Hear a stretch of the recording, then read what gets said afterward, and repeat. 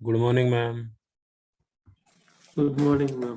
Good morning. Good morning. Good Good morning, job. ma'am. Job. Good morning, ma'am. You guys started getting late in the class. क्या ये winter effect समझूं मैं क्या समझूं? और जया कितने दिन से गायब? बोलो बोलो। मैम वो पहले के 2 दिन और कल का 1 दिन। क्या कर रहे थे? फिर जब मैं नहीं थी तब भी तो नहीं थे।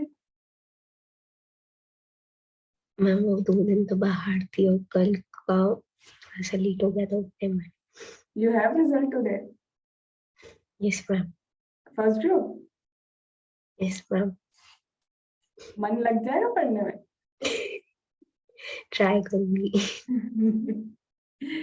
कोई नहीं। एक्सपेक्टेशन क्या है, हो जाएगा? मैम बाकी सारे सब्जेक्ट तो ठीक है, बस ऑडिट का है। ऑडिट के इस बार तो एमसीक्यू भी आए के ओके ही थे, बहुत ज्यादा टफ नहीं था। एंड ऑडिट में सबसे ज्यादा भरा पड़ा था कारो। इस मैम वो एमसीक्यू तो ठीक थे, लेकिन बाकी की जो था मतलब वर्डिंग मैच होनी चाहिए और उसमें थोड़ा सा है कि पता नहीं। देखो होपफुली अच्छा हो जाए तो बहुत अच्छा है, फिर बस सेकंड ग्रुप की तैयारी, अदरवाइज फिर बहुत ग्रुप करना पड़ेगा ना। नहीं हो सके तो अच्छा है, ऐसा नहीं हो तो ज्यादा अच्छा है।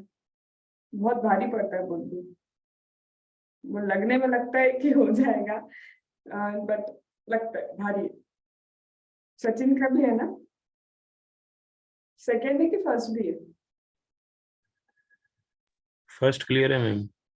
फर्स्ट क्लियर है तो तब तुम सेकेंड अगर यहाँ पढ़ रहे हो तो फिर तो मुझे पता है क्या है एक्सपेक्टेशन, नहीं तो अभी तक क्लास ही ज्वाइन नहीं की होती। चलो देखो मैं बोल रही हूँ ना, पता है सुबह की क्लास विंटर में ज्वाइन होना बंद हो गए, पता है? राकेश पिछले 15 दिन से ज्वाइन ही नहीं हो रहा। ये सुबह का यही होता है, और विंटर्स में मैंने जनरली देखा है कि आते तो जोश से, 15 दिन बाद जोश में पूरा नीचे हो जाता है।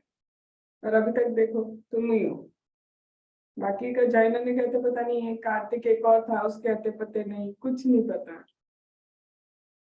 चलो स्टार्ट करते हैं। सो अभी तक हमने वैल्यू ऑफ सप्लाई के क्वेश्चंस कल प्रैक्टिस तुमने अपने लेवल पे कर लिए।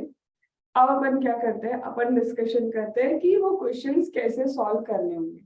When it comes to value of supply का question, generally you will find question number 2. Question number 2 will be tested on your value of supply. क्या मैम क्वेश्चन नंबर 1 में वैल्यू ऑफ सप्लाई नहीं आ सकता? आ सकता है। जुलाई 21 का जो पेपर था उसमें वैल्यू ऑफ सप्लाई के रिस्पेक्ट में they have frame question number 1, जिसमें कुछ वेजिटेबल वगैरह से रिलेटेड कुछ उनका क्वेश्चन था। दैट वाज जुलाई 21 का पेपर। Question number 1 was on value of supply. Ma'am value of supply का कॉम्प्रिहेंसिव क्वेश्चन कैसा आएगा? वैल्यू ऑफ सप्लाई का if they will frame comprehensive question, registration साथ में दे देंगे। मैम रजिस्ट्रेशन देने से calculate value of supply, that means you are calculating your turnover. Turnover basis पे you have to check registration needed है या नहीं नीडेड है, एक ये हो सकता है। Ma'am value of supply with RCM, definitely value of supply calculate करो, फिर चेक करो वेदर रिवर्स चार्ज मैकेनिज्म में टैक्स लगेगा या फिर फॉरवर्ड चार्ज मैकेनिज्म में तुम्हारा क्या जाएगा, टैक्स जाएगा। या फिर क्या हो सकता है, value of supply mega exemption RCM. 3 चीजें हो सकती है। क्यों?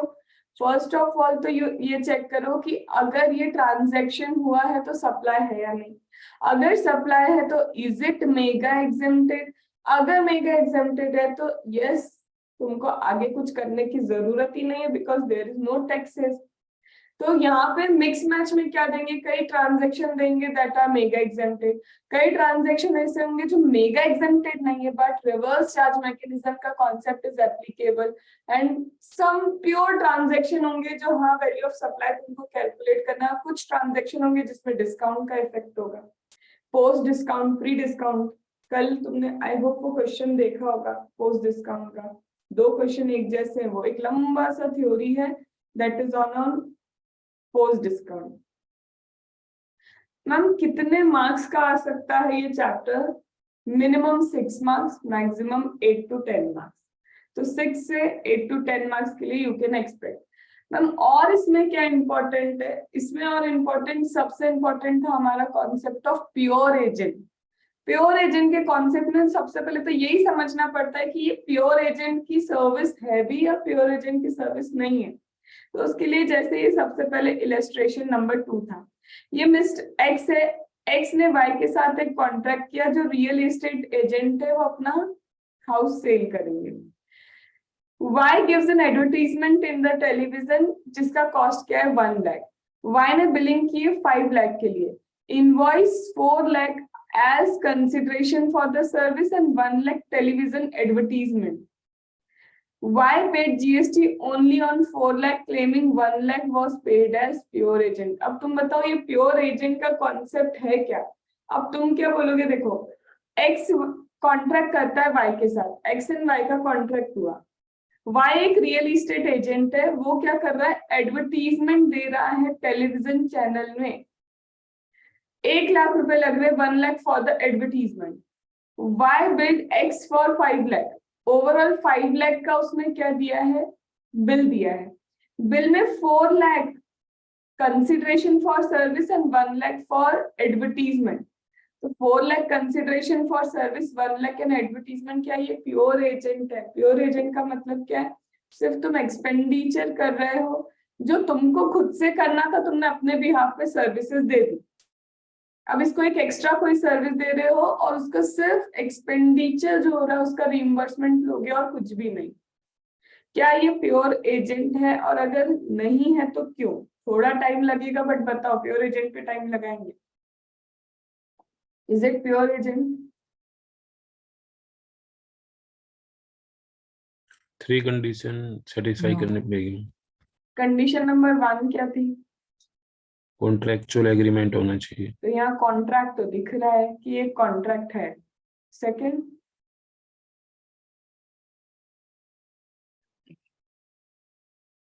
invoice to be issued on the name of agent.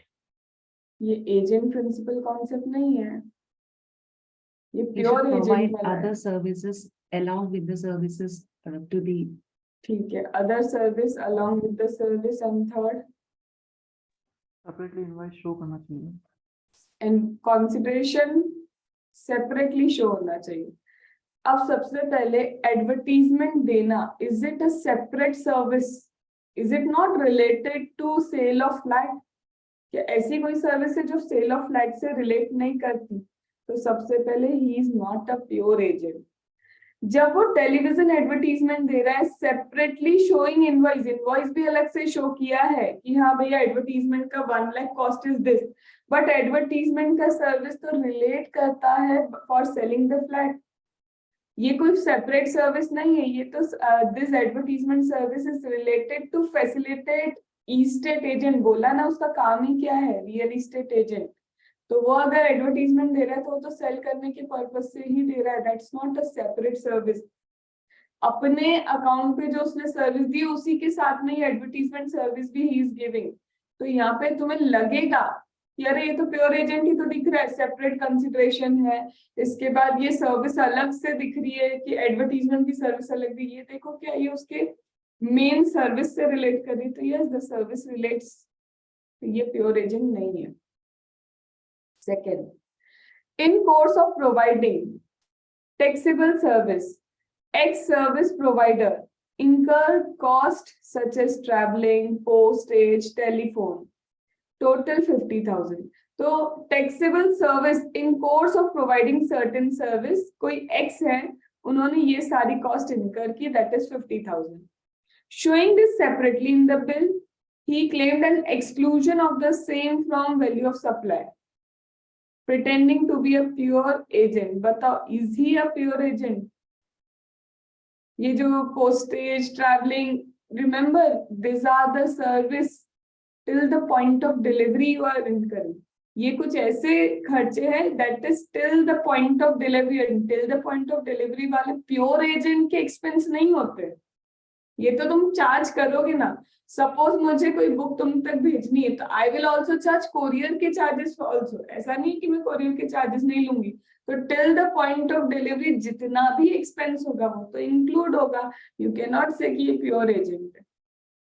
Understood? Then A contract with B, an architect, for the building of a house. Consideration for the service is fixed to be 5 lakh. In course of providing service, B incurred expense जैसे telephone charges, air ticket, accommodation, total 1 lakh. B recover कर रहा है उसको A से, ठीक है. He paid GST only on 5 lakh, claiming 1 lakh is reimbursable. अरे भाई, these are the services you are providing in relation to the main service.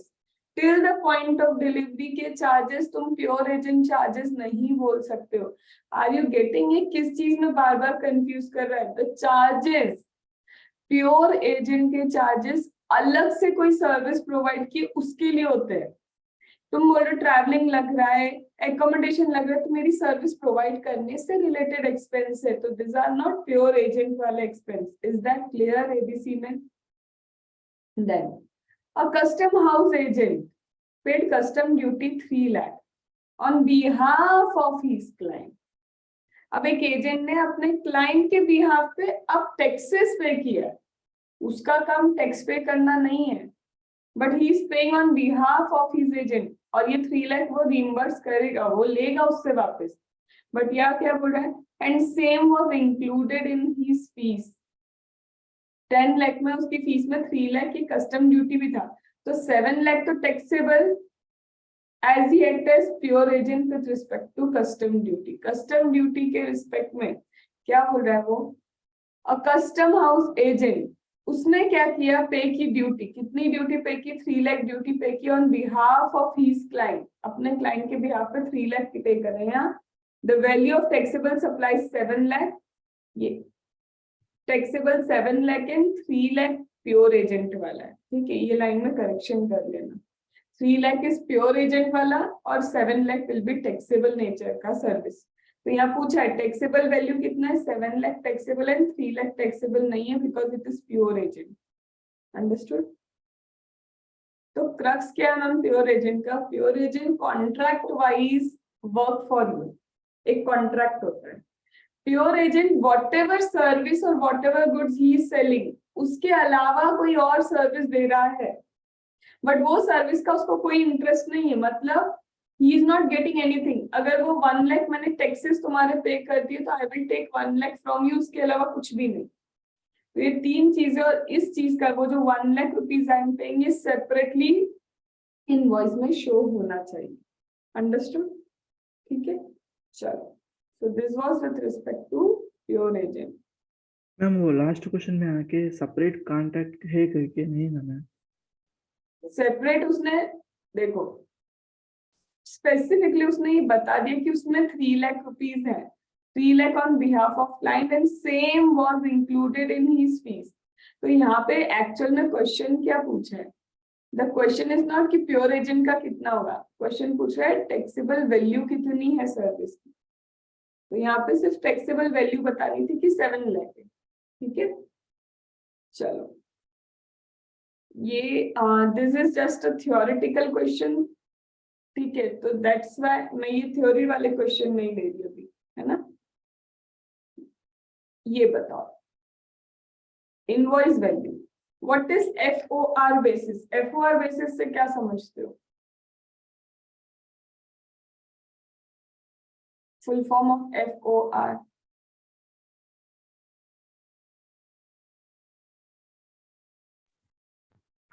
Up to factory तक के जो एक्सपेंसेस होंगे वो इंक्लूड होंगे.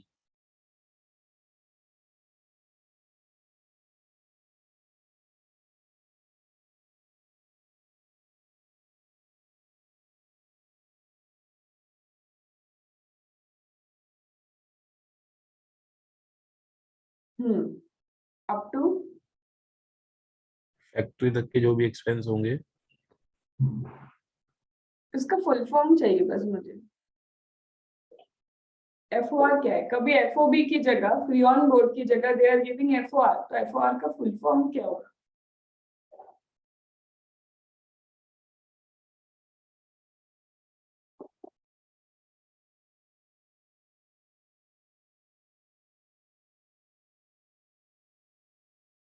फ्री ऑन रोड, ठीक है, F4 is nothing but free on road.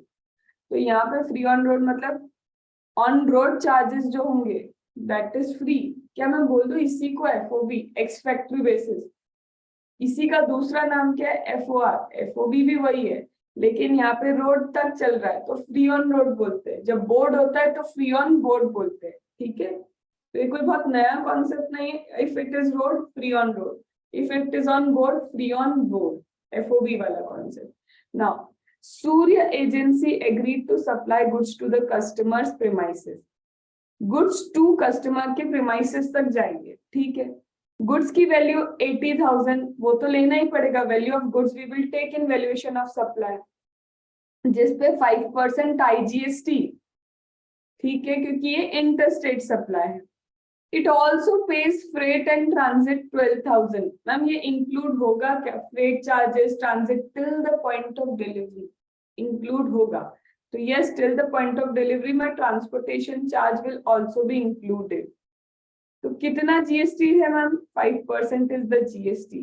तुम्हें समझ में आ रहा है, वैल्यू ऑफ सप्लाई में वो 15(1)A, 15(2)A, 15(2)B, 15(2)C, 15(2)D वो था ना, वो सारी चीजों में से तुम्हें चेक करना है कि what is to be included. तो मुझे तो पता था कि till the point of delivery, यहाँ बोले ना कस्टमर के प्रीमाइस तक पहुंचाना है, तो till the point of delivery whatever expenses are there include करने पड़ेंगे। तो this is 12,000 I have included, और इंक्लूड करने के बाद GST विल बी पेबल। तो ये हो गया तुम्हारा टिल पॉइंट ऑफ डिलीवरी। फिर GTA इज रजिस्टर्ड, अभी के लिए ये नहीं ले रहे, मतलब मैं समझा नहीं रही हूँ बिकॉज ये रिवर्स चार्ज मैकेनिज्म में कॉन्सेप्ट आता है और उन्होंने बोल भी दिया फॉरवर्ड चार्ज, अभी के लिए इग्नोर कर दिया मैंने इसको। Now what will be the invoice value of supply including IGST if the supply was under X factory basis instead of door delivery basis? Invoice value क्या होगी? What will be the invoice value if supply was X factory basis? मतलब तुम अपना खर्चा खुद करो, हम ये सारा कस्टमर एक्सपेंस नहीं करेंगे, फ्रेट एंड ट्रांजिट का। FOB और FOR क्या होता है, हम सिर्फ क्या करेंगे, फैक्ट्री के बाहर छोड़ देंगे, उसके बाद अब तुम्हारा खर्चा है। तो if it is X factory basis obviously this will not be included, क्योंकि सप्लायर ने वो खर्चा किया ही नहीं है। Understood this? आया ना? Vayu Limited provides you the following related to goods supplied by it to Agni Limited। वायु ने अग्नि को कुछ गुड्स सप्लाई किए हैं, तो list price of the goods, exclusion of GST, taxes and discount. अब इसमें कुछ टैक्स डिस्काउंट नहीं लिया, क्या मैं ये ले लूं 76,000? अरे वैल्यू ऑफ गुड्स तो लेना ही पड़ेगा, कुछ एक्सेप्शन नहीं है इसका। Special packing, ma'am special packing को क्या बोल सकते हैं? 15(2)A बोले, B बोले, 15(2)C बोले, क्या है? C। एंसिलरी C, चार्जेस, चिल्लर charges, Ancillary. Remember. Duty levied by the local authority, क्या ये इंक्लूड होगा? Duty by the local authority Yes. 2A। A, but उसमें कौन से नहीं होते? GST वाले नहीं होते, और कोई GST भी और expense कंपनसेशन है। चार्ज। GST रिलेटेड नहीं आएंगे, बाकी सारे एक्सपेंसेस आते हैं। CGST as GST charge in invoice, इसको लेना है क्या? No. सब सब्सिडी रिसीव फ्रॉम NGO, एक सेकंड, सब्सिडी नहीं लेंगे ना? Yes, ma'am. क्या Only करेंगे related ma'am? to central government, State state government, government, state local government not authority. included, otherwise included. और ये क्या लिखा है? The price of 76,000 given about is after considering subsidy. इसका क्या मतलब हुआ? आफ्टर कंसीडरिंग सब्सिडी मतलब सब्सिडी लैच की हुई है इसमें से। Subsidy. ये मैंने याद है पहले भी कहा था, क्या कहा था? It is already added. कल भी मैंने कहा था ना, दे विल से कि वी हैव कंसीडर्ड। तो कंसीडर का मतलब ये नहीं कि एडजस्टमेंट कंसीडर किया है, कंसीडर का मतलब ये है ए कि ऑलरेडी 76,000 इसमें इंक्लूड, 5,000 इंक्लूडेड है, या फिर मुझे अभी कंसीडर करना होगा। Already included. और अगर ऑलरेडी इंक्लूडेड मान रहे हो तो फिर यहाँ पे ऐड नहीं होना चाहिए था। अब तुम ही सोचो, एक जगह वो क्या बोल रहा है, 76,000 is after considering subsidy, subsidy consider करने के बाद है 76,000, तो why you are adding again subsidy 5,000 over here? वो क्योंकि मैम कंसीडरिंग का मतलब क्या मानिए? वो मैम पहले लेस की हुई है जो हमें नहीं करनी थी, अब उसका इफेक्ट हटाने के लिए हमने इसको ऐड किया है। यहाँ पे क्या बोला है, exclusion of taxes and discount 76,000, तो यहाँ पे हमने ऐड किया। अब इसका एक बार नोट भी दिया है तो पढ़ लेते हैं। The value of supply shall include subsidy directly linked to price excluding subsidy by central government, state government। कुछ नहीं दिया, लिख के छोड़ दिया सीधे की सिर्फ सेंट्रल गवर्नमेंट स्टेट गवर्नमेंट की subsidy we will not consider.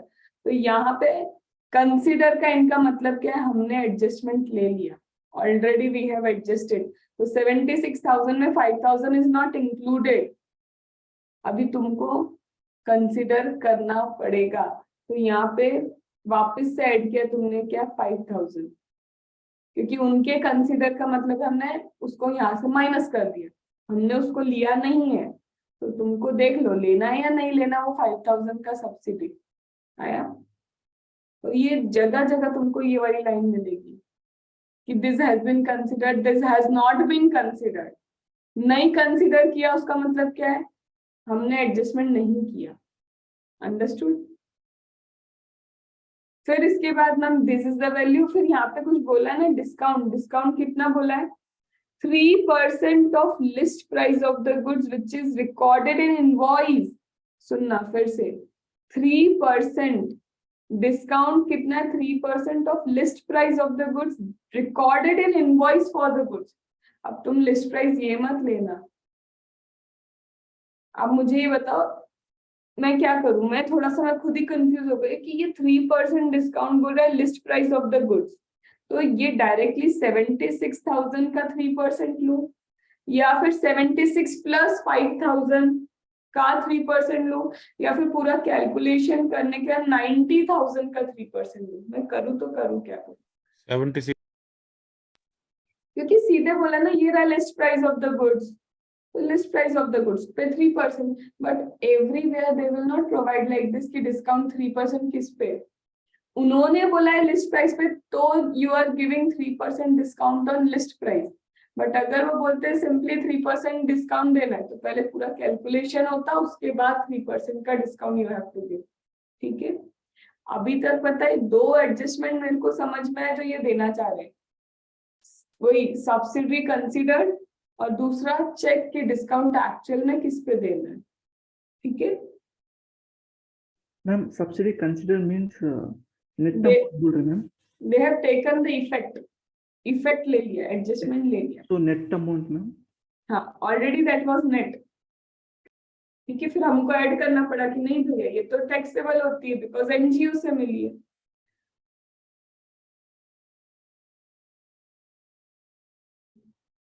Now this, Raman, registered supplier in Maharashtra. When the supplier is in Maharashtra and supplied goods to Sahil and Jaggi Motors in Gujarat and Maharashtra. अभी you have to see interstate or intrastate. अभी देखना पड़ेगा whether it is inter or intrastate because एक गुजरात में है recipient तो another recipient in same state Pune. ठीक है, तो साहिल को भी आर ऑल्सो गिविंग, जग्गी को भी आर ऑल्सो गिविंग, प्राइस 20,000 15,000 ये तो लेना ही पड़ेगा वैल्यू ऑफ सप्लाई में। मैम पैकिंग चार्जेस बिल्कुल लेंगे, कमीशन बोलो लूं कि नहीं लूं?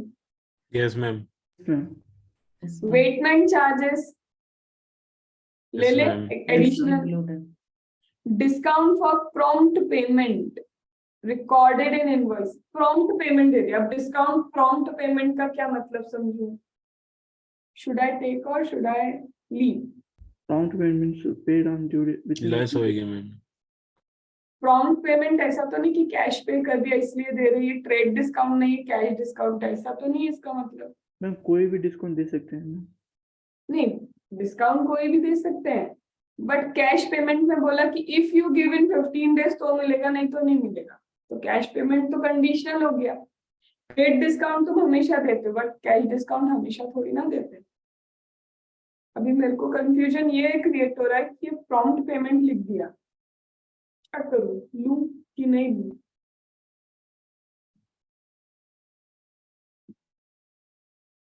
क्योंकि डिस्काउंट की कंडीशन है सप्लाई के टाइम ही दे देना चाहिए, या फिर सप्लाई के टाइम अग्री कर लेना चाहिए। दो होते हैं, either you agree at the time of supply और आइदर यू प्रोवाइड ऑन और बिफोर सप्लाई। तो ये प्रॉम्प्ट का मतलब क्या, तुमको क्या लगता है, क्या करें?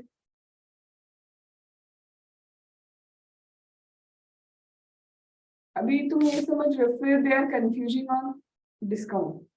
उनको दो ही चीजें समझ में आए कि सब्सिडी और डिस्काउंट। तुम अभी पूरे पूरे चैप्टर में देखना, बोलो तुम्हारे हिसाब से।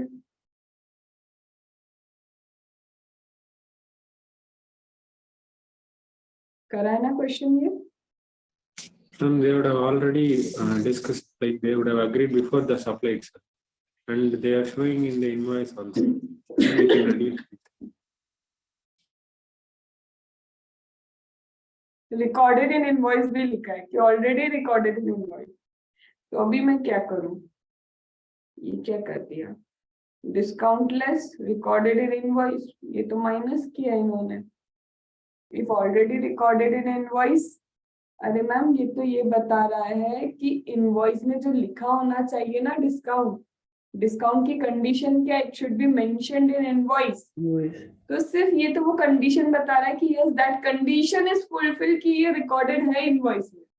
डिस्काउंट की सिर्फ कंडीशन मेंशन्ड है। और मैम डिस्काउंट प्रॉम्प्ट दिया, रिकॉर्डेड इन इनवॉइस ही इस चीज का प्रूफ है कि यस कंडीशन फुलफिल्ड। तो यहाँ आप क्या कर सकते हो, माइनस कर सकते हो। यहाँ क्यों नहीं किया, क्योंकि है ही नहीं।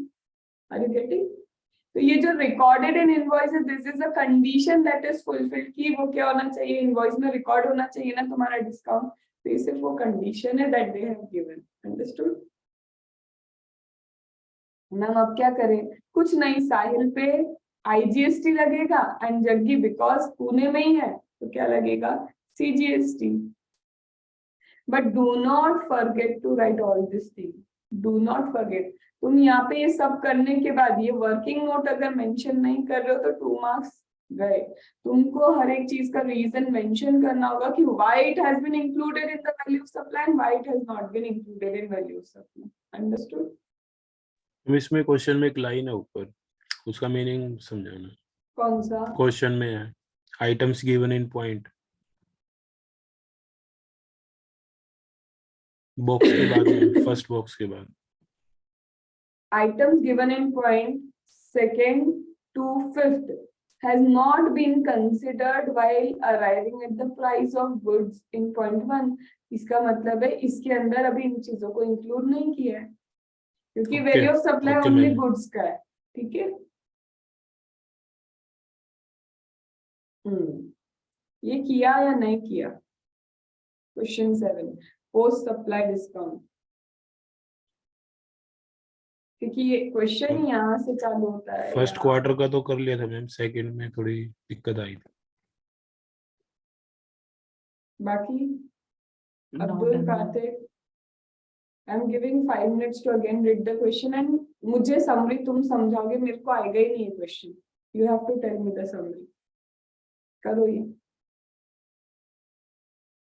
जया, आई वांट, सबसे पहले तुम ही समझाओगी इसको अच्छे से।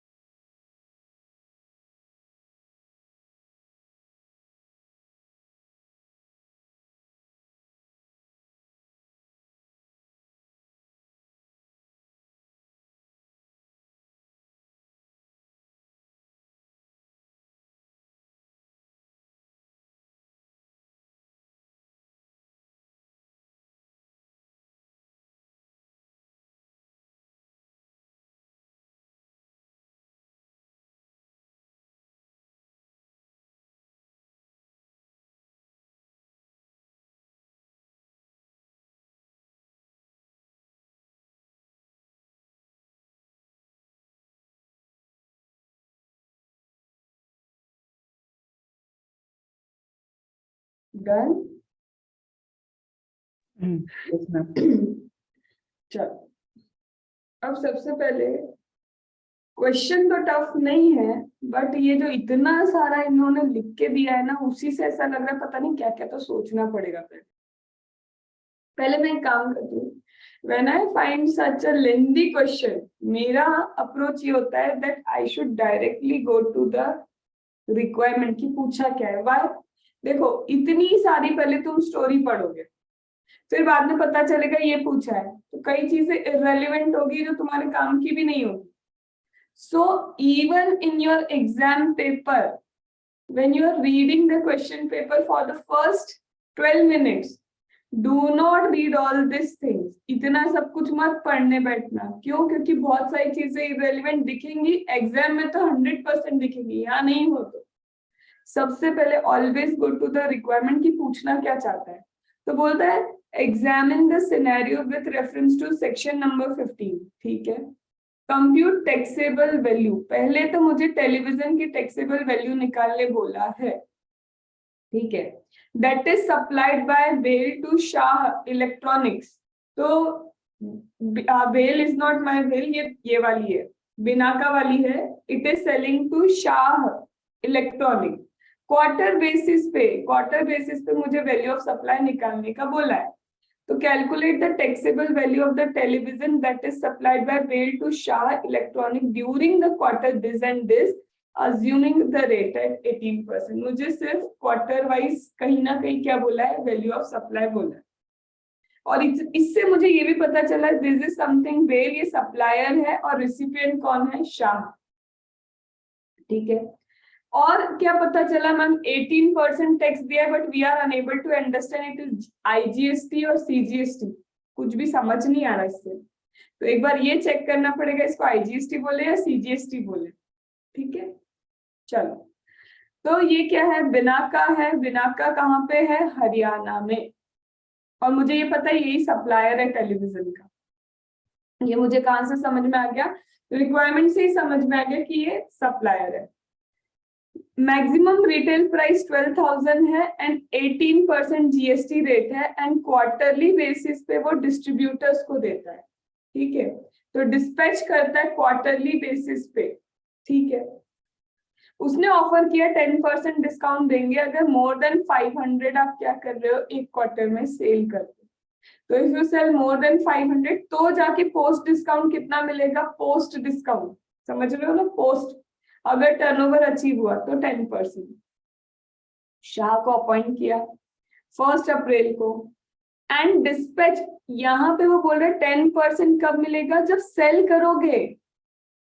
डिस्पैच करने से मतलब नहीं है, मैं तो तुम्हें 1000 डिस्पैच कर दूं, तुमने 5 ही टेलीविजन बेचा तो डिस्पैच भले ही 750 हो रहा है 8 अप्रैल को as a stock for the quarter.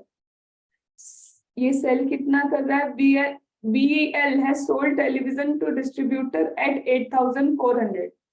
इसका प्राइस कितना है मैम, ये तो रहा प्राइस, नहीं वो तो MRP लिखा है। मेरे को बोला उसने 8,400 में हम सेलिंग, भेल किसको दे रहा है, शाह को दे रहा है। और एक मैम एक और चीज है, स्पेशल पैकेजिंग, कुछ याद तो आ रहा है, till the point of delivery ancillary है ये भी, है ना। सी मैम, तो 8,400 प्लस 1,200 भी इंक्लूड होगा, ठीक है। और क्या, Shah placed a purchase order 1,000 with Bell for the quarter July September. Distributor sales 700 for the quarter April to June and 850 for the quarter July to September. Actual में सेल्स कितना किया उसने, 700 April to June and July to September quarter में 850 sales किया। Discount policy explain क्या करता है, discount policy offered by Bell as explain about is also available to Shah. तो शाह को भी ये अवेलेबल है, ठीक है। बाकी डिस्ट्रीब्यूटर को जैसे डिस्काउंट पॉलिसी मिलती है, शाह को भी है। ITC वगैरह रिवर्स हुआ, क्या बोलता है, reverse the input tax credit for the quarter जुलाई सितंबर, it has failed to reverse it for April and June. अरे क्या बोलना चाह रहा है ये, कि रिवर्सल तो किया, ITC रिवर्स करना पड़ता है अगर डिस्काउंट मिलता है, पर उसने आईटीसी कब का रिवर्स किया? सिर्फ जुलाई सितंबर। कौन सा रिवर्स नहीं किया? फर्स्ट क्वार्टर अप्रैल वाला। जून। तो क्या अप्रैल जून का डिस्काउंट दोगे व्हेन आईटीसी नॉट रिवर्स? नहीं दे No, ma'am. सकते। अब मेरे लिए पता प्रॉब्लम क्या है? सबसे पहले तो मुझे ये पता चलना चाहिए discount if I have to give 10% तो मैं दूंगी किस पे, मुझे वैल्यू तो पता चले। तो सबसे पहले कहना है कैलकुलेट कि वो वैल्यू क्या होनी चाहिए, बिकॉज 8400 दिया है, 1200 भी दिया है, तो कहना है calculate first of all the value. तो देखो पहले तो वैल्यू कैलकुलेट करी, 9600 एक्चुअल वैल्यू है, ठीक है मैम। अप्रैल टू जून में बताया था 750 का सेल करते हैं, तो ये टैक्सेबल वैल्यू हो गई किसके लिए? अप्रैल जून, बिकॉज अप्रैल टू जून क्या है पर यूनिट 9600, तो 750 का कैन यू कैलकुलेट, इतना आया। फिर उसके बाद मैम वो एक और है ना जुलाई वगैरह, तो जुलाई से सितंबर भी यही है, बट मैम यहीं पे क्यों डिस्काउंट दे रहे हो? मेरे को समझ नहीं आ रहा, वहां क्यों नहीं दिया डिस्काउंट, यहाँ पे क्यों दे रहे हो डिस्काउंट? सेल करने के बाद ही देंगे। क्योंकि मैम कंडीशन पूरी हो चुकी है सेल की। कंडीशन और पूरी हुई, एग्जैक्टली कंडीशन कौन सी पूरी हुई और बोलो ये सचिन। फर्स्ट क्वार्टर की और condition ma'am ITC quarter reversal. जो आईटीसी है वो भी रिवर्स कर दिया है। स्पेसिफिकली यहाँ पे सेल्स तो हुआ, साथ में आईटीसी का रिवर्सल हुआ। भाई यहाँ पे भी आईटीसी रिवर्स कर देता तो यहाँ पे भी you would have got the discount, क्योंकि पोस्ट डिस्काउंट की कंडीशन क्या है? आईटीसी रिवर्सल चाहिए। और उसने क्या बोला था क्लियरली, ये लाइन ही तो इम्पोर्टेंट है कि आईटीसी रिवर्सल अप्रैल जून में नहीं किया। सो इसीलिए यहाँ पे they have given the discount. कितना डिस्काउंट मैम? 10%। अब वो 10% किस पे दोगे? तो ये भी चेक करो 10% वो किस पे देने की बात कर रहे हैं? ऑन सेल प्राइस जो बेल ने 10%। जिस प्राइस पे बेल ने उसको सेल किया। तो it is sales price not packaging charges. Packaging charges पे नहीं बोल रहा है, सेल्स प्राइस। और मैम सेल्स प्राइस तो 8400 है, तो उसका 10% दिया और ये हो गया तुम्हारा जुलाई टू सितंबर क्वार्टर का। अंडरस्टूड? अब मेरे को एक चीज और बताओ, जुलाई टू सितंबर में ये 1000 कहाँ से आया? मेरे को तो ऐसा याद है 850 कुछ लिखा था ना यहाँ पे कि 1000 ही था। Ma'am, he has कि मैम made जो a purchase discount order for 1 crore. ये रहा 850 सेल किया इसने, तो ये 1000 क्यों ले रहे हैं? Ma'am here we are calculating value of supply ma'am, value of supply calculate कर रहे हैं। यहाँ पे जब परचेस ऑर्डर 1000 का है तो मेरा टोटल वैल्यू तो 1000 ही होगा ना। मुझे सिर्फ डिस्काउंट देना है, तो डिस्काउंट मैंने 8400 पे दे दिया, 8400, but overall value of supply तो मेरा 1000 के ऊपर ही आएगा ना, बिकॉज उसने परचेस ऑर्डर दिया था 1000 यूनिट्स का, तो मेरी ओवरऑल वैल्यू ऑफ सप्लाई तो 1000 पे ही होनी चाहिए। Are you getting that? क्या ये बात समझ में आई? Yes ma'am. मैम अगर फर्स्ट क्वार्टर की कंडीशन पूरी हो जाती, तो वहां पे नहीं सेकंड की देते, ना होती, सेकंड की नहीं होती, तो फिर फर्स्ट पे देते, सेकंड पे नहीं देते। जहां आईटीसी रिवर्सल नहीं हुआ वहां पे पोस्ट डिस्काउंट अलाउड नहीं है, मतलब एंटायर वैल्यू ऑफ सप्लाई पे तुमको क्या पे करना पड़ेगा? जीएसटी। ठीक है, ये इसको मार्क करके रखो इस क्वेश्चन को, दिस इज इम्पोर्टेंट। होगा क्या? 1000 में कंफ्यूजन बाद में क्रिएट होगा। मैम उसने आईटी से रिवर्स करी ना करे मतलब क्या होता है मैम? डिस्काउंट तो देना चाहिए क्योंकि अरे पोस्ट डिस्काउंट में अब्दुल उस दिन भी अच्छे से समझाया कि तुम दो बेनिफिट नहीं ले सकते, तुम इधर से आईटीसी भी ले लोगे और इधर से हमसे डिस्काउंट भी ले लोगे। डिस्काउंट का मतलब क्या है? वैल्यू ऑफ सप्लाई को रिड्यूस करना, और वैल्यू ऑफ सप्लाई रिड्यूस होके जीएसटी रिड्यूस होता है, तो तुम इधर जीएसटी भी रिड्यूस करा रहे हो और इधर प्रीवियसली ऑलरेडी क्या किया था तुमने? जीएसटी पे किया था, उसका आईटीसी भी हमसे वापस ले रहे हो, तो you can not avail to benefits. हम डिस्काउंट देके आईटीसी को रिवर्स कर सकते हैं ना? तो वही तो करना है, इधर डिस्काउंट मिल रहा तो आईटीसी वापस दो हमको, एक ही बेनिफिट लो ना, दोनों बेनिफिट थोड़ी ना ले सकते हो। वही मैम यहाँ पे डिस्काउंट देके आईटीसी क्यों नहीं रिवर्स किया? वो दिखाएंगे नहीं, उन्होंने बोल दिया रिवर्स्ड, उन्होंने बोल दिया रिवर्स, वो तुमको दिखाना नहीं करके। ठीक है, चलो Ma'am, I have one doubt.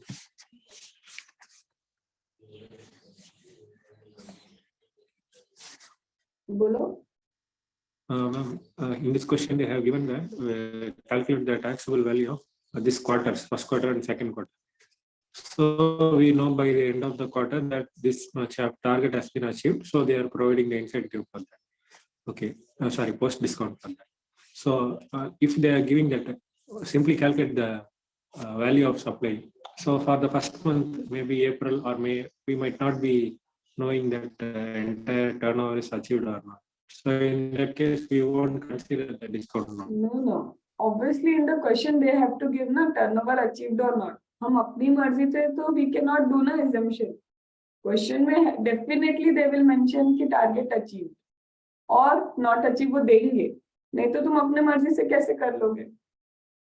Question has certain limitation. Practical life में ये limitations नहीं होता. उसमें you have to do कि जैसे ही cross off बाद में they give credit note. Discount का देंगे द क्रेडिट नोट. तो यहाँ पे ऐसे क्वेश्चन वो देख ही रखेगा कि टारगेट अचीव्ड और नॉट अचीव. यही पूछ रहे हो ना कि अगर नहीं अचीव हुआ था तो क्या करते.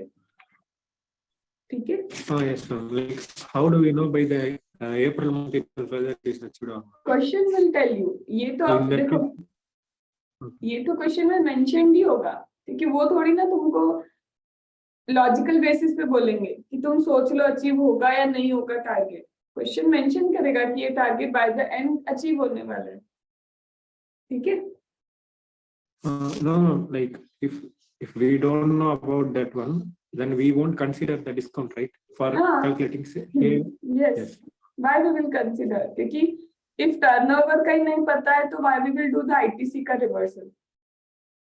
ठीक है. बट प्रैक्टिकल लाइफ में तो पॉसिबल नहीं है सर. तो ये तो बोलो प्रैक्टिकल लाइफ में तो क्रेडिट नोट इशू होता है कि जैसे ही टर्नओवर क्रॉस हो गया they will give you a credit note और क्रेडिट नोट तुम्हारे अकाउंटिंग में आ जाता है. ठीक है. चलो. Now illustration number 8. Quantum plastic. Yes Ma'am, while calculating that value of supply, even in the first quarter also, if they have given the order like 1,000, we will take that 1,000, ma'am. Okay. For value of supply ना. Yes. और किसी को कोई doubt? चलो. Quantum प्लास्ट private limited Delhi. Delhi मतलब he is registered in Delhi.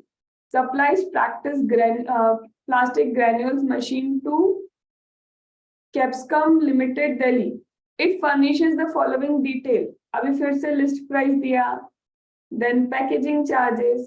अरे एक second ma'am, कहीं ये तो नहीं है रिपीटेड क्वेश्चन टाइप का नहीं लग रहा? अभी we have done same. List price दिया, packing charges, subsidiary considered in above price, then 2% discount on list price. कहीं सेम टू सेम तो नहीं है? Same to ma'am, but here But government has given. अब मुझे एक चीज बताओ, सेम था मैम, इधर भी सब्सिडरी 5,000 है और बोल रहे considered in above, considered in price above. तो मैम वहां पे भी तो कुछ ऐसा ही बोला था, कंसिडर्ड कर लिया हमने. फिर वहां तो आप ऐड करवा रहे थे और यहाँ पे इन्होंने ऐड नहीं किया. क्यों? क्योंकि मैम ये Because it is गवर्नमेंट से from मिली. state central government. State government. यहाँ पे मैम गवर्नमेंट से मिला और वहाँ एनजीओ था. तो एवरीथिंग इज सेम, बस एक चीज का डिफरेंस है. अब फाइनली दिया कि गवर्नमेंट से सब्सिडी रिसीव. ठीक है. तुम्हें समझ में एक चीज आ रही है? टाइप्स ऑफ एडजस्टमेंट किस पे फोकस करते. When you are doing the question focus करो. डिस्काउंट और सब्सिडी से आगे भी अपनी कहानी बढ़ी नहीं रही है. तो वैल्यू ऑफ सप्लाई में क्या ज्यादा तुमको फोकस रखना है? वैल्यू ऑफ सप्लाई चैप्टर में subsidiary and second is your discount. वो अच्छे से आना चाहिए. तुम हर एक में देखना. अभी एक्स को भी देखते हैं. Q Limited registered supplier supplying the taxable services liable to GST 18%. Amount of GST payable for the month of December we have to calculate. Supply of farm labor. अब इसमें ना क्या आ गया पता है? Mega exemption. एग्रीकल्चर प्रोड्यूस जो होता है और agriculture activity are mega exempted. तो ये वाला क्वेश्चन मेगा एग्जेम्पशन से जोड़ता है. Supply of farm labor actually exempted है, that's why it is not been taken here. Ma'am what about service to people free of cost? Free of cost service to people, ma'am एक second, free of cost मतलब without consideration, without consideration मतलब schedule number 1। Ma'am schedule number 1 में ऐसा तो कुछ नहीं था कि किसी को भी फ्री ऑफ कॉस्ट दे दो, ऐसा तो नहीं था। इट वॉज रिलेटेड और distinct person, agent, principal, permanent transfer और एक था import of out of service. Service. क्या ये सप्लाई भी है? Not at all a supply. तो समझ में आ रहा है, इधर दे दिया मेगा एग्जेम्पशन, इधर दे दिया supply, whether it is supply और नॉट, वो वाला। Then ma'am what is this advance receive from the client for which service not rendered till date? Payment receive हो गया ना, this have been changed, actually ये वाला अमेंड हो चुका है पार्ट, तो इसको बस ठीक है 85 लिखा है तो अभी के लिए छोड़ दो, because this is entirely amended, क्योंकि एडवांस अब कंसिडर नहीं करते। ठीक है, amount receive for the service rendered in July, July में we have rendered the service, अब अमाउंट रिसीव हो रहा है, bill for the same were issued. अरे मेरे जुलाई में सर्विस रेंडर किया, बिल भी कब इशू किया? जुलाई में, and now I am receiving the amount. Time of supply समझ रहे हो? सप्लाई में इनवॉइस और पेमेंट Invoice है कि व्हिचएवर इज तनख्वाह के- अर्लियर। तो वो तो ऑलरेडी पहले ही हो गया ना। तो क्या समझ में आया तुमको इस क्वेश्चन में? Mega exemption, yes. Whether it is supply और not, yes. Time of supply का कॉन्सेप्ट, यस। आया समझ में? सब कुछ है इस क्वेश्चन में, और दिखने को कितना छोटा सा है, इतना सा। देन एडवांस वाला भी दिया था, बट अब वो एडवांस वाला चीज हट गया, बट एडवांस का भी कॉन्सेप्ट दिया था। फिर क्या है? Bill raised for the service rendered in December, और मुझे भी दिसंबर का ही चाहिए, है ना? तो bill raised for the service in December, मुझे भी दिसंबर का ही जीएसटी पेबल निकालना है, बट अमाउंट नॉट रिसीव्ड। क्या मतलब? इनवॉइस इशू, इनवॉइस और पेमेंट व्हिचएवर इज अर्लियर, तो इनवॉइस इशू हो गया ना, तो फिर से क्या है ये? Time of supply, yes. Are you getting? So this is my value and this is 18% GST. हम 18% GST IGST है या CGST है? नहीं मेंशन किया, तो तुम क्यों मेंशन करोगे? सीधे क्या लिखोगे? GST payable. If they have not mentioned, do not make a mistake of writing it IGST. Simply लिखना GST payable. ठीक है? See, time of supply, time of supply. वो भी टाइम ऑफ सप्लाई का था, no consideration, not liable to GST, exempt. ये सब तुमको लिखना पड़ेगा कि एग्जेम्प्ट है तो रीजन एग्जेम्पशन देना होगा। If it is not at all a supply, तो particular reason should be given.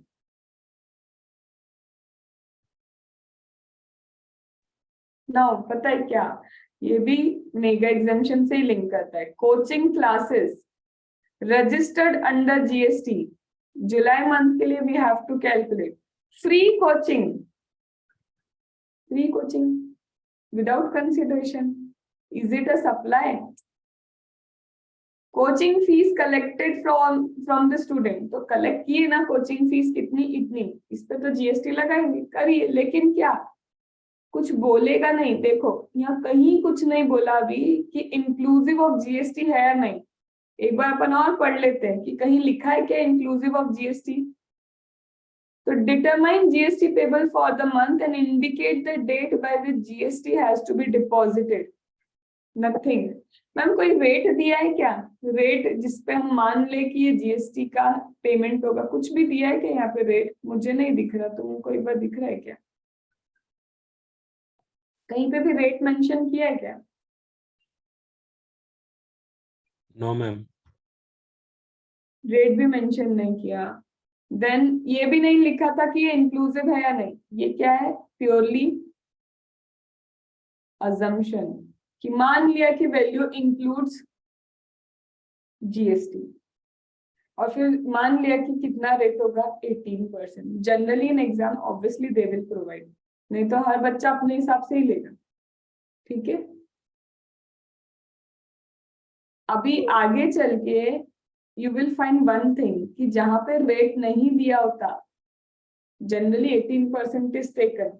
अभी अपन ने उस चीज को किया नहीं है। अभी आगे जब जाओगे ना, तो देयर इज अ कॉन्सेप्ट कि अगर रेट कहीं नहीं दिया है तो टेक 18%, और कुछ नहीं दिया है तो इट इज इंटरेस्टेड।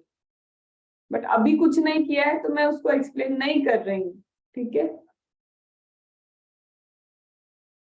अरे ये तो इंक्लूसिव इतना भी, simple। सॉरी मैम, हम्म, इंक्लूसिव भी हम समझेंगे कि ये तो assumption है करके समझेंगे मैम। नहीं, जनरली तो एग्जाम में दे के ही रखेंगे। एग्जाम में कुछ नहीं बोले तो ऑलवेज कंसिडर एक्सक्लूसिव। ओके। जब तक मेंशन नहीं करे डू नॉट टेक इंक्लूसिव, ठीक है। अब ये तो मेरे को नहीं लगता कि मैं कराऊंगी, तुम ही बताते जाओ। Price of machine shall I include? Installation charges हाँ या ना? Packing charges, ma'am, design engineering charges, free delivery inspection charges. तो ये क्या है? 2% cash discount as per contract because buyer made full payment in advance. अब ये कैश डिस्काउंट का क्या करें? कोई भी डिस्काउंट आ जाएगी मैम, क्या डिस्काउंट? मतलब Less यहाँ पे वो करेंगे। ट्रेड का कुछ नहीं है, ट्रेड डिस्काउंट ही लेना है, कैश नहीं लेना है, कैश भी आ जाएगा। देखते हैं। Brought out accessories 8,000 supplied free of cost. कुछ एसेसरीज वी हैव टेकन और उसको हमने फ्री ऑफ कॉस्ट सप्लाई किया, इसका क्या करें? That is the free of cost. Not a supply, ma'am. Not included because free of cost. Machine is supplied in durable and returnable package 50,000। तो machine Ignore का it. जो packing था durable वगैरह था, देखते हैं। And GST 18%। तो इतना तो समझ में आ गया यहाँ तक, क्या इंक्लूड करना है क्या इंक्लूड नहीं करना है। सर्टेन अदर नेसेसरी इंफॉर्मेशन जिसमें कैश डिस्काउंट दिया है, फ्री ऑफ सप्लाई कुछ किया है, एंड रिटर्नेबल पैकिंग में भी कुछ सप्लाई किया है, वो हमको दिया है। ये क्या किया मैम? इग्नोर कर दिया। मैम ये क्या किया? एसेसरीज इग्नोर कर दिया।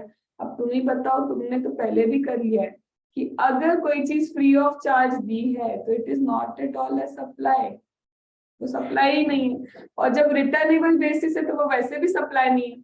वापस अगर रिटर्न होगा तो that is not a supply, उसके चार्जेस वैसे भी तुम नहीं लोगे। Are you getting? कोई चीज रिटर्न होके आने वाली है तो वो सप्लाई थोड़ी ना है। अंडरस्टूड? और ये क्या 2% कैश डिस्काउंट? हम ये 2% कैश डिस्काउंट देंगे किस पे? Price of machine. अब प्राइस ऑफ मशीन कितना है? इतना। Do not take overall, specifically notice करना डिस्काउंट कितने परसेंटेज पे देना है और किस अमाउंट पे देना है, ठीक है। अब तुम मुझे बताओ, पूरी कहानी वैल्यू ऑफ सप्लाई की किस पे रिवॉल्व कर रही है बार बार बार बार? डिस्काउंट पे और सब्सिडी पे, मैम। Discount, sir. और कहना इसे सब्सिडी से भी ज्यादा किस पे आते ही बार बार? Discount. डिस्काउंट। डिस्काउंट पे। तो फोकस किस पे होना चाहिए? क्योंकि बाकी चीजें यू विल अंडरस्टैंड। और 2-3 एडजस्टमेंट नहीं किया है बताए, फ्री ऑफ कॉस्ट सप्लाई किया, फ्री ऑफ कॉस्ट सप्लाई किया, फ्री ऑफ कॉस्ट, ठीक है। और दूसरा एक अभी तक एक ही बार आया, टाइम ऑफ सप्लाई। तो आर यू गेटिंग कि यू कैन एक्सपेक्ट इतना ही वेरिएशन? ये वाला आप जल्दी से खुद ही कैलसी पे कैलकुलेट कर लो। Now I am not discussing, same है। 2 मिनट्स में सिर्फ कैलसी पे do it.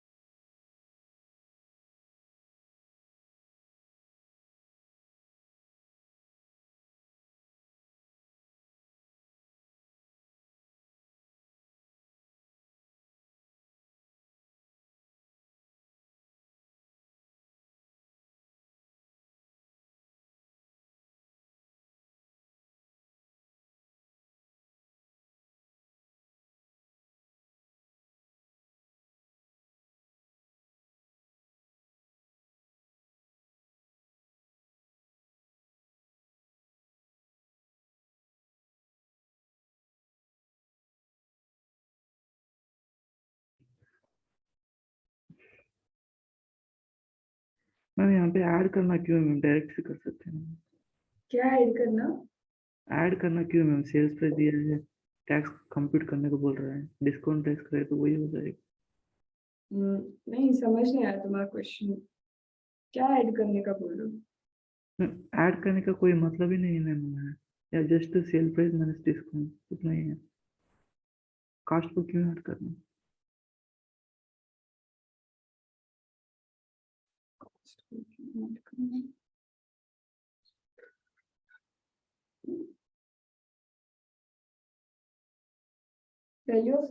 Value of supply goods बोला है कैलकुलेट करने के लिए, तो ये तो सिर्फ क्या है, सेल्स प्राइस फॉर डिलीवरी है। हाँ, ये डिलीवरी तक के चार्जेस है।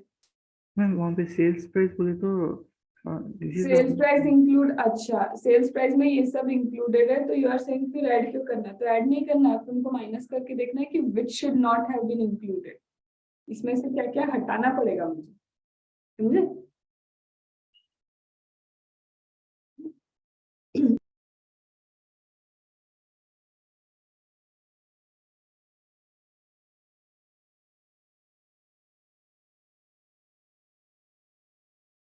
हो गया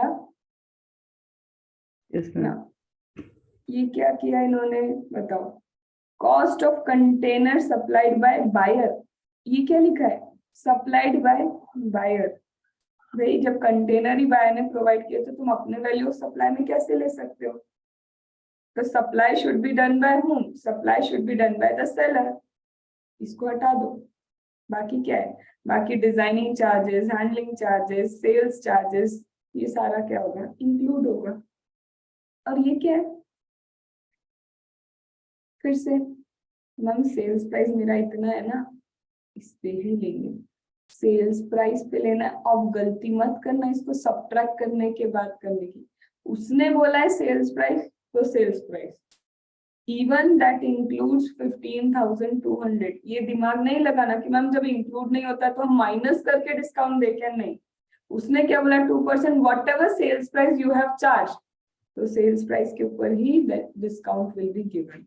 ठीक है, क्योंकि ये छोटी छोटी मिस्टेक हम वहां लॉजिक लगाएंगे, फिर वो लॉजिक क्या होता है? फेल होता है।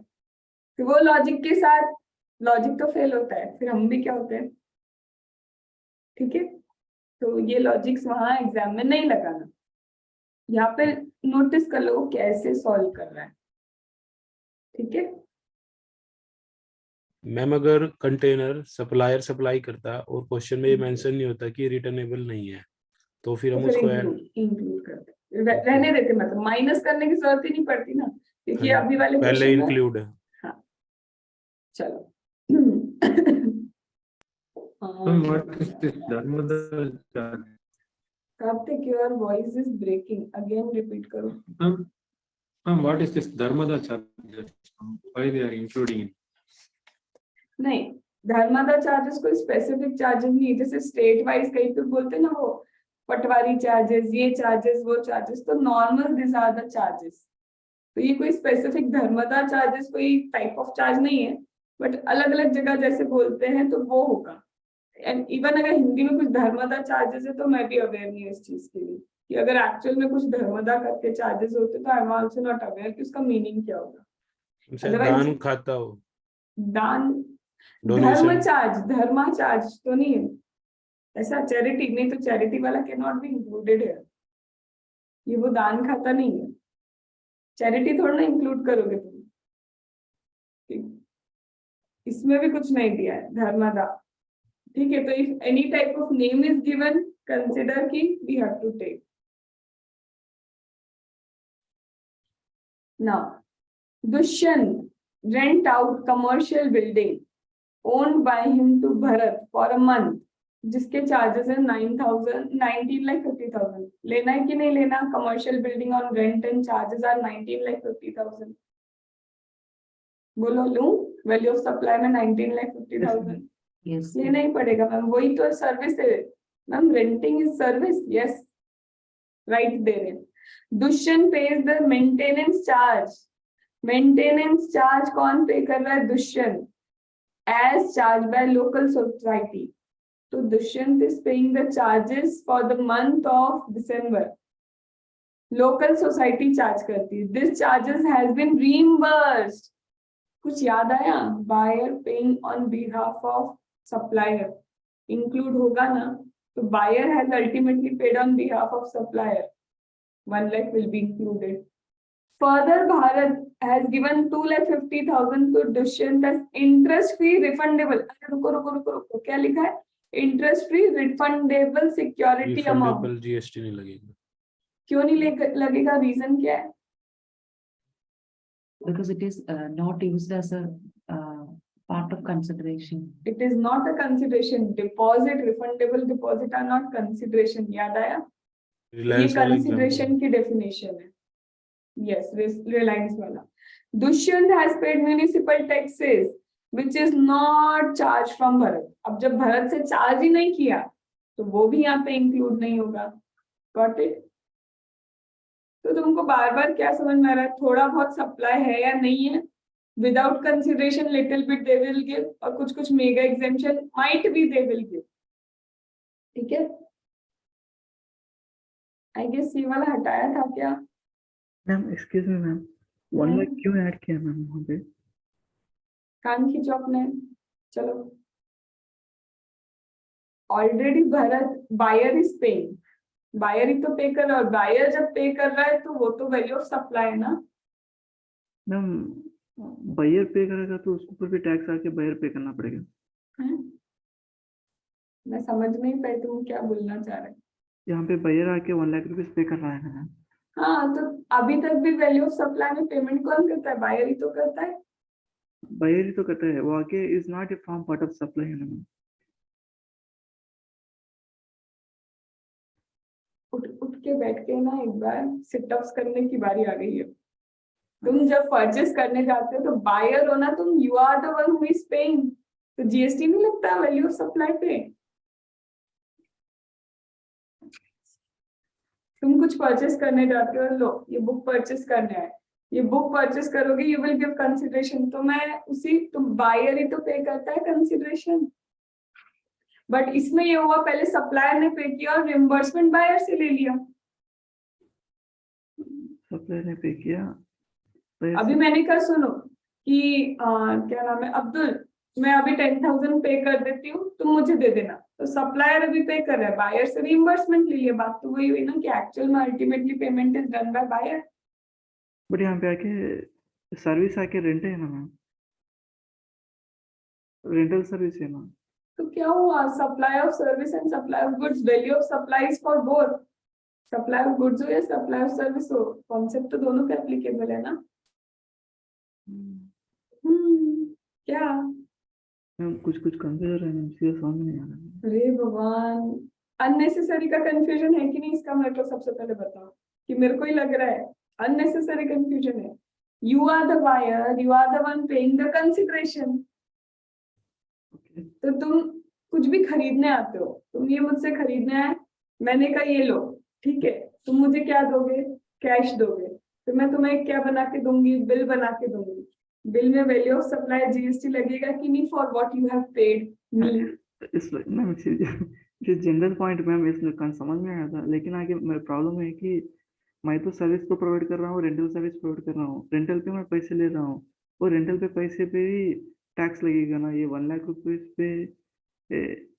अरे तो सुनो, वैल्यू ऑफ सप्लाई में क्या? All the ancillary charges, service तो है ही, साथ में सारे ancillary charges till the point of delivery सिर्फ गुड्स के लिए नहीं है, वो सर्विस के रिस्पेक्ट में भी सेम पॉइंट्स है। Okay ma'am. चलो आगे बढ़ रही हूँ मैं, तुम सुकून शांति से सोचना इसको।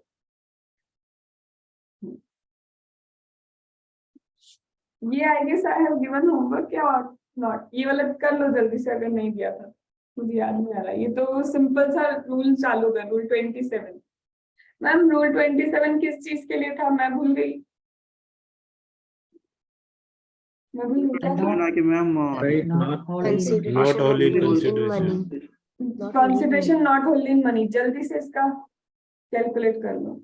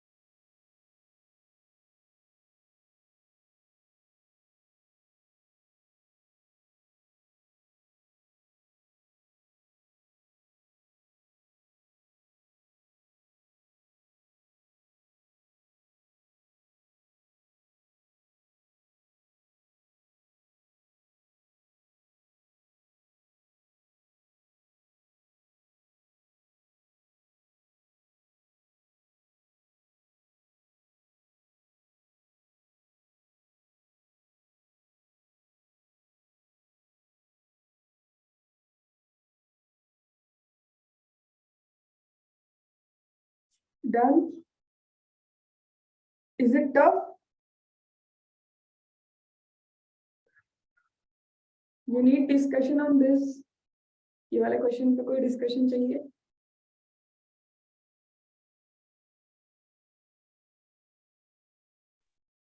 बढ़े आगे? Yes, ma'am. अब नाउ रूल नंबर 28 जल्दी से 15 सॉल्व कर लो, 16 पे वी विल डिस्कस। कैलसी पे करना, लिख लिख के नहीं करना।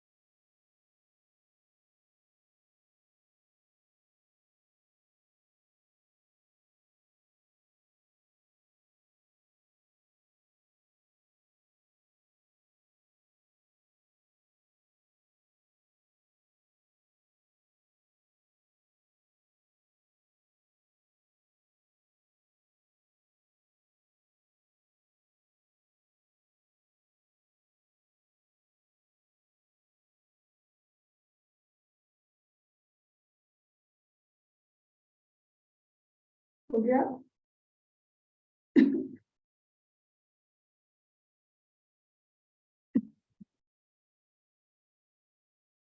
इजी है ये भी।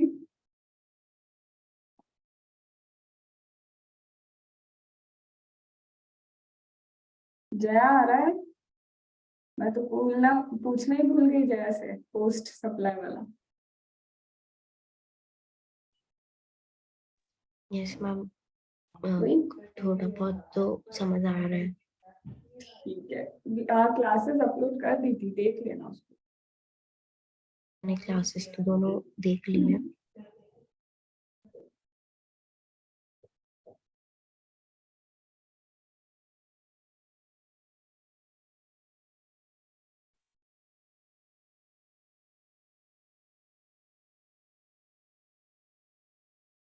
डन। इलस्ट्रेशन 15 लक्ष्मी अब्दुल हो गया? Ma'am, can you please explain? This one Yes, second. Second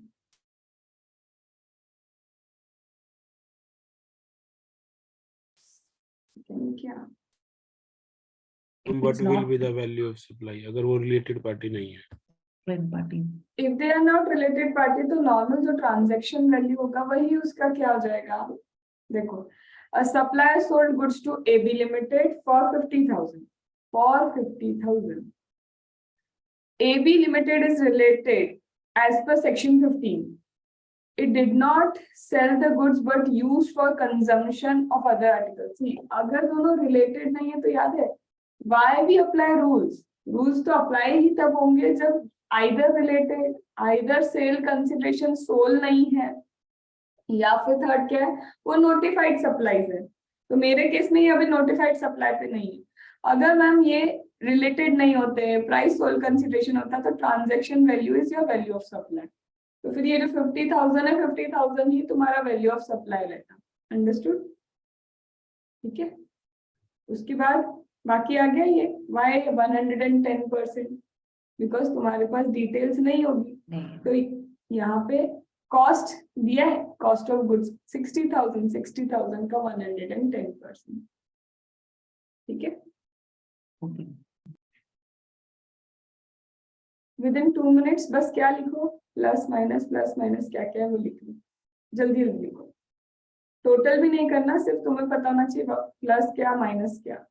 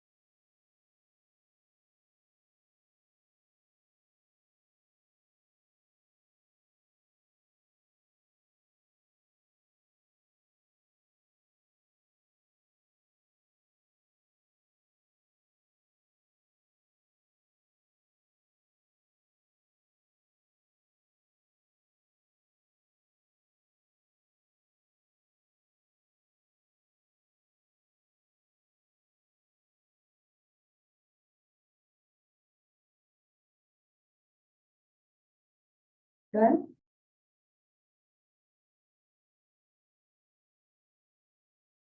सबसे पहले क्या क्वेश्चन में कुछ भी ट्रिकी है?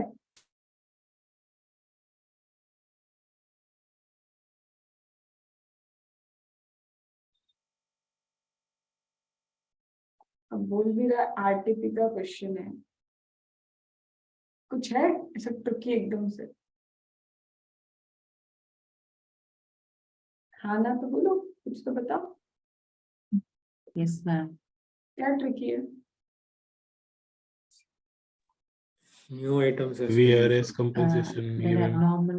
अब एक चीज बताओ, वीआरएस कंपनसेशन तुमने बोला नया है, लॉजिक का जितना भी लॉजिक लगा सकते हो, वीआरएस कंपनसेशन कब मैं सेल्स में इंक्लूड करूंगी? Is it till point of my delivery? It is not included. तो वो कुछ भी दे दे, मतलब इंक्लूड ही नहीं करना है। इंक्लूड नहीं करो। Because- उन्होंने भी क्या बोला, नॉट इंक्लूडेड अबाउट। क्यों नहीं करना बताओ, जरा कंप्लीट करो sentence. Ma'am, because it is given to employees and ये चीज तो ना इंक्लूड होती सप्लाई। अब मैं बोलूं क्या कि लास्ट के क्वेश्चन में ही सारा गड़बड़ चालू करते हैं, पहले तो देते रहेंगे आराम से, तुम्हारे वार्म अप चलते हो। अब ये तुम कुछ भी कर लो, तुम भी अगर सेल्स करोगे कभी भी जीवन में कोई चीज सेल की, तो will you charge VRS compensation? Obviously not, नहीं करेंगे। और किसमें ma'am, research and development cost का तो कुछ करो, नहीं वो तो करना ही पड़ेगा। बताओ क्या करें, रिसर्च एंड डेवलपमेंट को भी तुम इंक्लूड करोगे? रिसर्च में आया कि योर प्रोडक्ट विल फेल, या रिसर्च में आया योर प्रोडक्ट विल सक्सीड, क्या कर लोगे उसका? बोलो। इंक्लूड ही नहीं करेंगे मैम इसको। कुछ वर्ड याद आ रहा है मुझे, पता सन है? कॉस्ट है मैम ये। कुछ वर्ड आया था मुझे यार, जीवन में एएमए पढ़ा हो जिनने, या सीएमपी अभी पढ़ रहे हो, तो इज इट सम कॉस्ट? कुछ भी कर लो, चाहे तुम्हारे रिसर्च एंड डेवलपमेंट अच्छा जाए या रिसर्च एंड डेवलपमेंट बुरा जाए, कॉस्ट तो लगे। तुम अपने कस्टमर से थोड़ा ना बोलोगे भाई मैंने रिसर्च के पैसा दे। चलो और भी सोचते अभी, input received free of cost from sister unit to be used only in goods manufactured for sister unit. अब sister unit buyer is giving me something and I have to use it for buyer concern only. और ये हो गए मेरे abnormal losses. Normal loss नहीं है, abnormal loss है. Suppose earthquake आ गया, earthquake abnormal loss. अब उसको क्या करोगे, इंक्लूड करना है तुमको. तो चलो 3 तो क्रैक कर दी, बस ये समझना है सिस्टर कंसर्न ने दिया है कुछ और सिस्टर कंसर्न के लिए यूज होना चाहिए. तुम्हारे हिसाब से क्या? इंक्लूड नहीं करेंगे मैम. नहीं इंक्लूड करेंगे. हमें इंक्लूड नहीं होना चाहिए रीजन? मैम क्योंकि बायर कि मैम ये बायर हमें सप्लाई कर रहा है फ्री ऑफ कॉस्ट पे. अगर हम खरीद के करते तो तब इसको लेते. इंक्लूड कर लेते. चलो वही रीजन है. सबसे पहले आ जाओ डायरेक्ट. अभी देखो अपन ने डिस्कशन अपने दिमाग से कर लिया कि क्या होना चाहिए. अब एक्चुअल समझते कि जीएसटी के अकॉर्डिंग क्या होता है. क्या सच में जीएसटी भी हमारा सम कॉस्ट की डेफिनेशन को इज्जत देगा या नहीं देगा, अब वो देखना अपना काम है. तो सबसे पहले डायरेक्ट मटेरियल तो मैम कुछ भी कर लो आएगा, वो तो आना ही चाहिए. बट मैम ये डायरेक्ट मटेरियल में ये क्या किया, फिर से इंक्लूसिव ऑफ जीएसटी मान लिया. कुछ दिया था कि यहाँ पे inclusive of GST yes ma'am mention किया था. तो ये वाली बात तो सही निकली. तो मैम डायरेक्ट लेबर ये भी आना चाहिए because all the indirect direct cost तो इंक्लूड होंगे होंगे और वर्क ओवरहेड भी आना चाहिए. तो इतने में तो कोई दिक्कत हमको दिखी नहीं. ठीक है मैम. ये क्या किया, रिसर्च एंड डेवलपमेंट 25,000. मैम हम तो बड़ा समझ रहे थे सम कॉस्ट, ये क्या कर दिया, ये तो इंक्लूड कर लिया. क्यों? जीएसटी अलग, एसईएमपी ए में अलग. अभी इसको स्टार करके रखते हैं कि क्या रीजन हो सकता है कि ये research and development cost included क्यों माना गया है, पढ़ेंगे अभी. फिर इसके बाद में एडमिनिस्ट्रेटिव कॉस्ट 75% टू प्रोडक्शन. ये तुम्हें समझ में आ रहा है 75% टू प्रोडक्शन और ये सब, वो तुम्हारी कॉस्ट शीट नहीं बनती. मतलब इतना भी चैन नहीं पड़ रहा है इनको कि जीएसटी में भी कॉस्ट शीट का कॉन्सेप्ट दे रहे हैं. तो उसका 75%. अब मुझे बताओ ये 80,000 कैसे आया होगा तुम्हारा. मैम दिया है डायरेक्ट, ये 80,000 का 75%. इसके बाद एबनॉर्मल लॉस तो मैंने सही बोला था, इंक्लूड नहीं होंगे. एडवर्टीजमेंट ये क्या किया, एडवर्टीजमेंट क्यों इंक्लूड नहीं किया, नहीं लेते क्या, एडवर्टीजमेंट कॉस्ट नहीं लेना, बताओ. Because it is after production.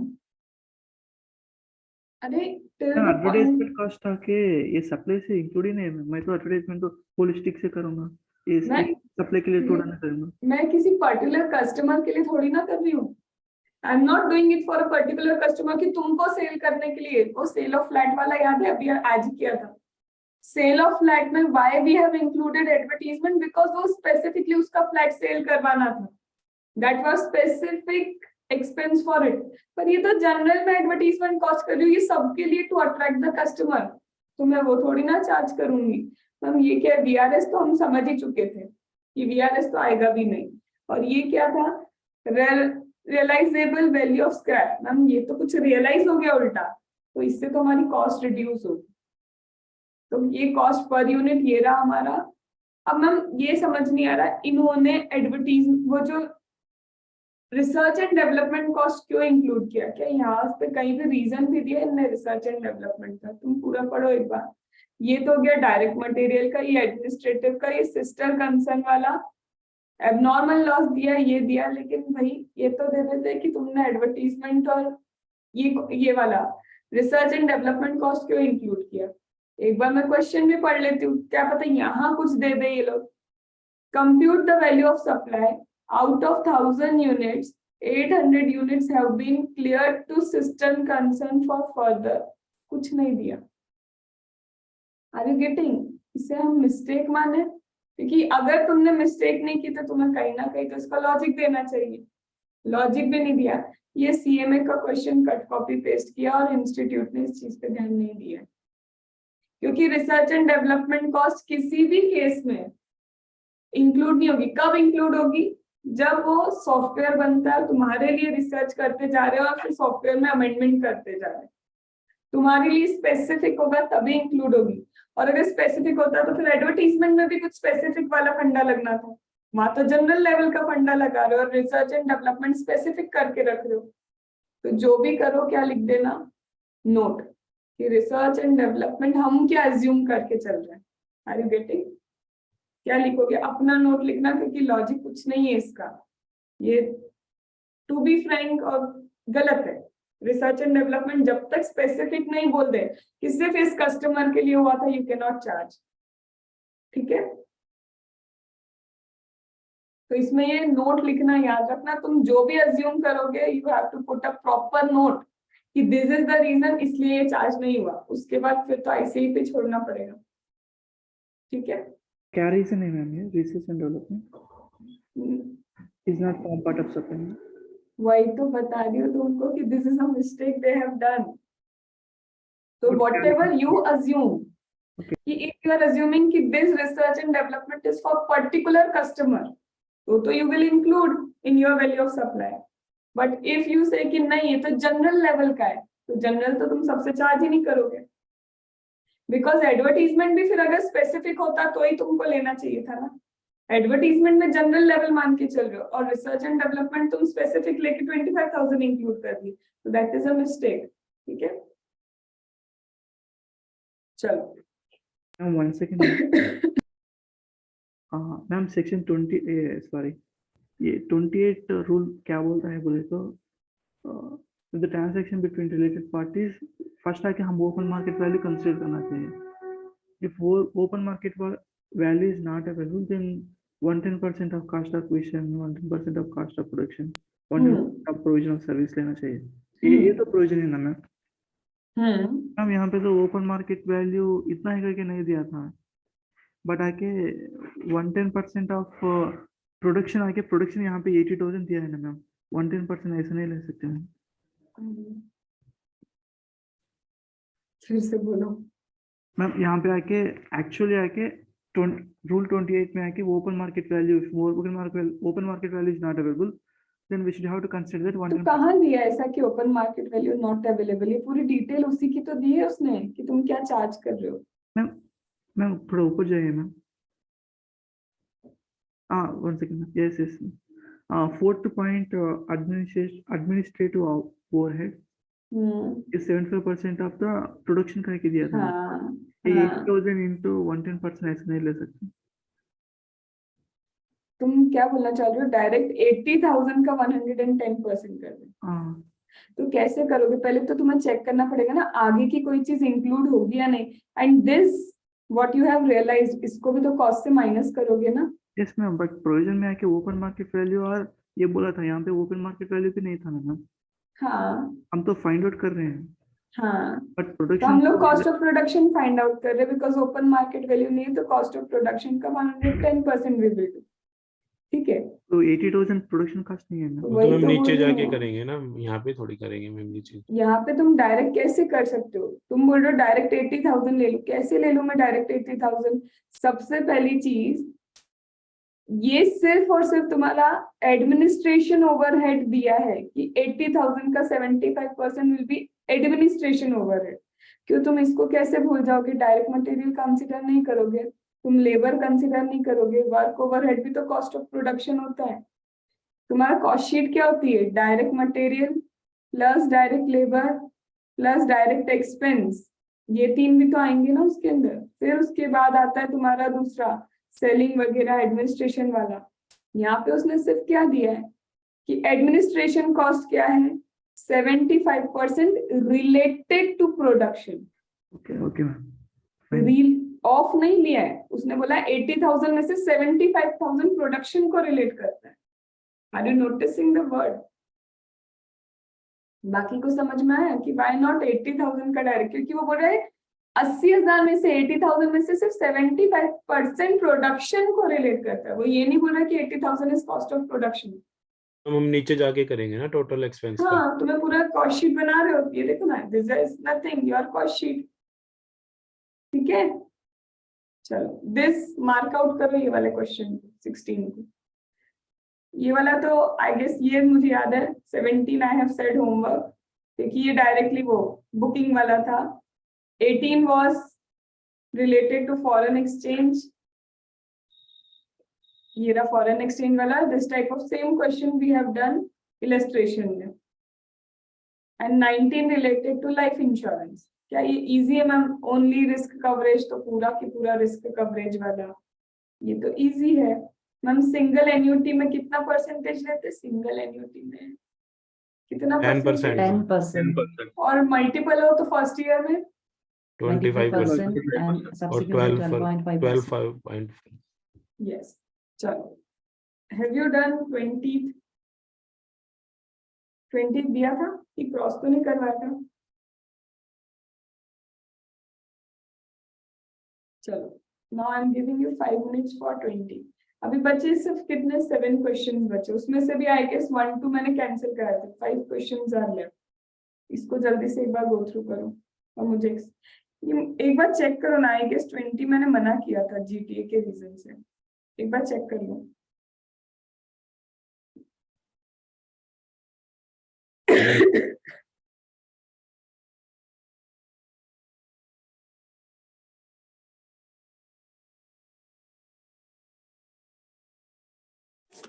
No, ma'am, only 21, 26 and 22 you have excluded. 21 excluded, 26 and 22. 22 and 26. ठीक है। चलो तो सुनो, actually we will do it tomorrow, it's already 8 है ना। तो ये 5-6 question we will do tomorrow, and then tomorrow I will be starting with your reverse charge mechanism वाला टॉपिक।